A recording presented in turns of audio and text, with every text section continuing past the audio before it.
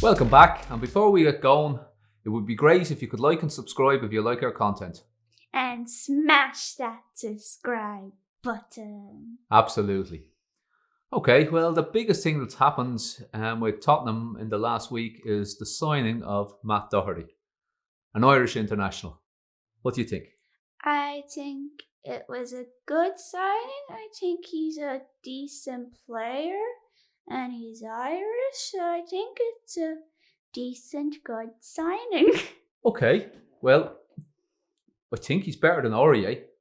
So that's an improvement on arguably the weakest part of the team. So that in itself is a positive move. Yeah, I don't think he's spectacular, but he's definitely more dependable. I don't expect him to be giving away the crazy penalties and making the crazy mistakes Aurier makes, and his crossing's better too. And yeah, a lot of times last season we would have just wonder how many more points we could have picked up if we had a better source of crosses coming in from the right.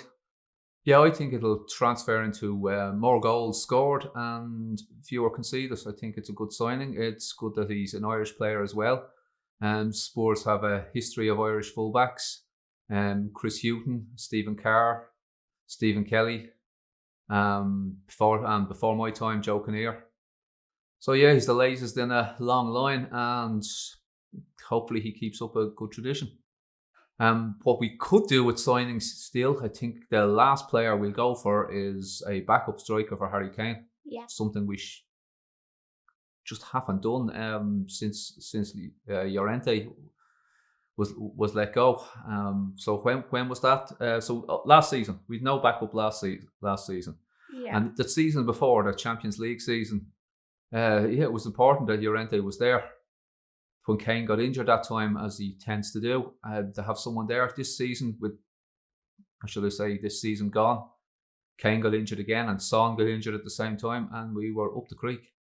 So yeah, some of the names that are being thrown around, most of them aren't spectacular. Workman-like players, Chris Wood from Burnley, Josh King and Callum Wilson from Bournemouth. Just, to me, ordinary players, a lot of them. But maybe that's the best we could guess. The most interesting link was Diego Costa from Atletico, who I would definitely have on my side. But I don't see it happening. He was there at Chelsea when Mourinho was boss last time. So there is a connection, but I just don't see it happening. Other than that, what have we got? We've had a couple of friendly games. A 4-1 win against Reading and a 1-0 win against Birmingham. I don't get too worried about friendlies this time of season. Whether we win, whether we lose, whether we're against good teams, bad teams, it just doesn't really matter to me. So yeah, it took a last minute goal by Bergwijn to beat Birmingham, but we had a few in the first half in the Reading game. Bergwijn's goal was nice, as was Dele and Son's against Reading. So, yeah, that's about it for the moment. Well, today, the Spurs documentary on Amazon is out, so we haven't watched it yet. We'll be watching it over the week, and we'll talk about that next time. Are you looking forward to it?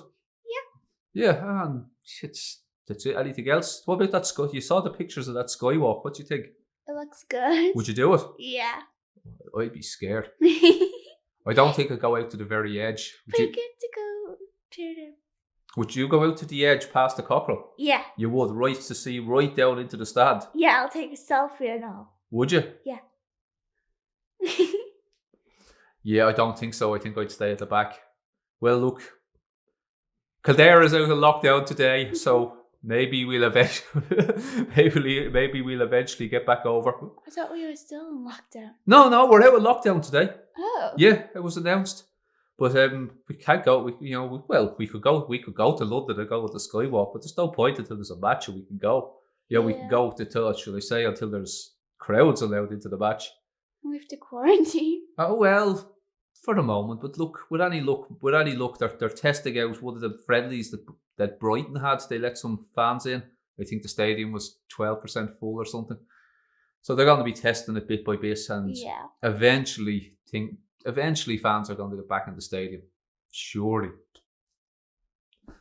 I don't know. I mean, think about it. I'm looking forward to the season, but at the same time, a full season with no crowd. What's it going to be like? And you need to make more money with the crowd and merch, you know. Yeah, well, if you can just think, your poor old Levy. I mean, if he'd any hair left to be tearing out, he'd be certainly doing it.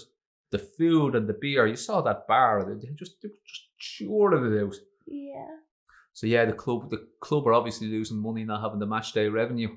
The season starts on Saturday after next, so before then we're going to have a wee prediction on the season, so you'll be thinking about that.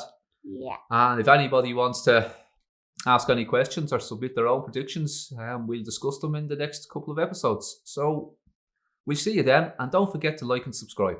And smash that subscribe button. Absolutely. Bye-bye. Bye. I see the pandas are back. Yeah, yes. We have Panda. We know their names. Yeah. We have Pan he's the sports panda. Yes. Yeah. A jumper. All right. Bedtime. Good night. Night.